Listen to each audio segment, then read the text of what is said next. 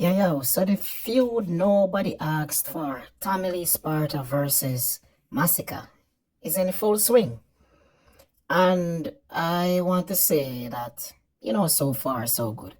The thing about both artists that is very intriguing is that they're very different from each other. Tamale is more melodic and has more voice variation, very unique artist.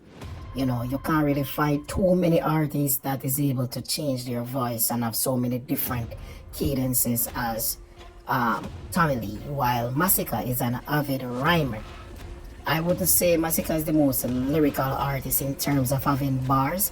I think he's very wordy. He has a lot of words. It's like Masicka is like that student who does an essay, and the essay is 5,000 words, but you have to scan through it to pick out like 4 good points. You know what I mean? He's that student. So, but what he can do is rhyme. This guy can rhyme, and he rhymes in a way where it's like his words are rhythmic. It's like his words are an instrument. So they complement the instrumentals very well, and it's good on the ears of the listener.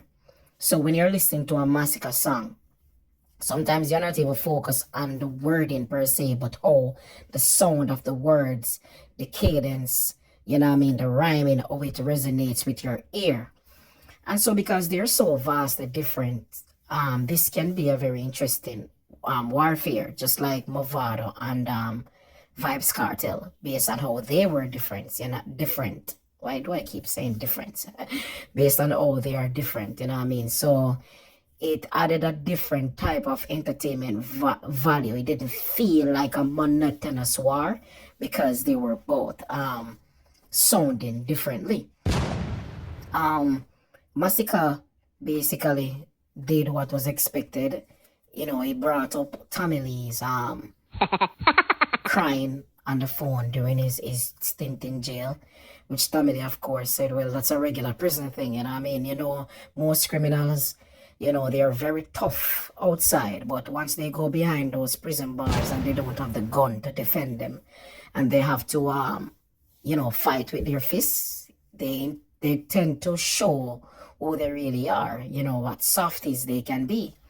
And so he took that on the chin and said, well, it's something that comes with being, incarcerated. Masicka also, tried to portray himself as the GOAT, which you can't be the GOAT, to be honest. You have not really accomplished anything in music, to say that you're the GOAT, You have to actually surpass Shabba, Vibes Cartel, Sean Paul, Bounty Killer, Beanie Man, Buju Banton, and there's so many more before you can actually consider yourself a goat. So that point is kind of null and void. And Tamale also jabbed at that and said you can't really be the goat, and you can't even wear Vibes Cartel's crown. You're not fit. Vibes Cartel head is bigger than yours, so his crown could have never fit you. So that was also a good get back by Tamale in that regard. He also, Tamale, that is, highlighted that Masicka, is always bragging about how rich he is, which is true, which makes us think that you're not really rich, because people who are really rich, they don't really need to keep saying they're rich if they are. You know what I mean? And Tamale also pointed out how Masicka really wants to be a gangster, but he was raised in a situation of privilege and not, the poor, gunslinging guy that he presents himself to be, unlike Tamale, who was raised in unfavorable conditions, you know what I mean?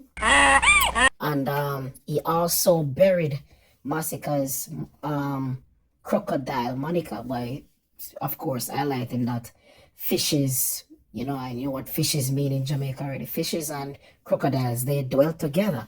And even in some cases, crocodiles eat fishes. So in any way you put that, that does not look good on Masicka's part, you know what I mean? And of course, Masicka himself had some good lines as well.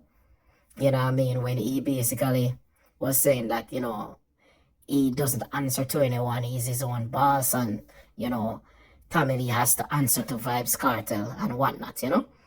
Um, Tommy Lee also pointed out that nobody's really trying to sound like a Masicka, which is not really true because you have some artists who, if you listen to their rhyming scheme, you can tell that they are trying to rhyme like Masicka. You know what I mean? They both have their own fair share of impersonators. First time you could have said that Masicka was a monotonous artist, or every song sounded the same, but he has been working on his delivery and his different cadences in recent times. So you have to give him props for that. You know what I mean? Another thing, this whole thing about Masicka bragging about Crown, this Crown, that Crown is not even a hot car anywhere in the world but Jamaica. So like Jamaican artists overall should stop bragging about Crown, Corolla, and these type of, like, nobody cares about Crown and Corolla on the international scene. Masicka is someone who travels extensively, and you should know this. Nobody cares about a Crown, bro. So, like, I don't think bragging that you have a Crown is anything to be. Well, a man can be proud of something that he bought with his hard-earned money, but I don't think Crown is anything that you brag about, really, A Crown is just a Crown.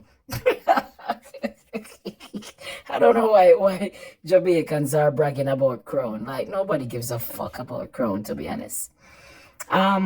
It's too early for me to really say who is leading this war. I think this is the first shot.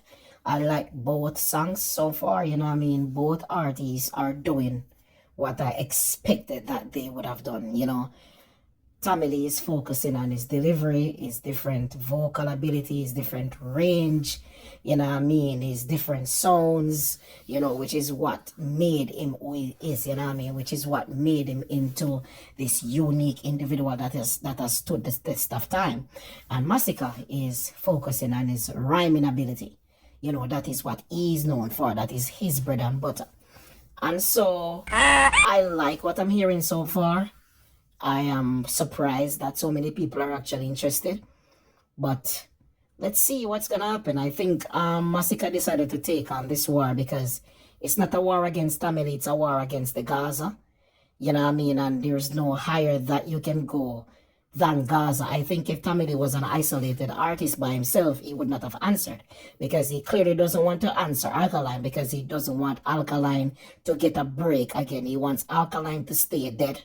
You know what I mean? So it's better to war with the Gaza who are already relevant than warring with Alkaline whose career is in the trenches or in the garbage bin right now of dancehall, so to speak. So let's see what the next songs will be in coming days, and I'll be back with another review. I'm out!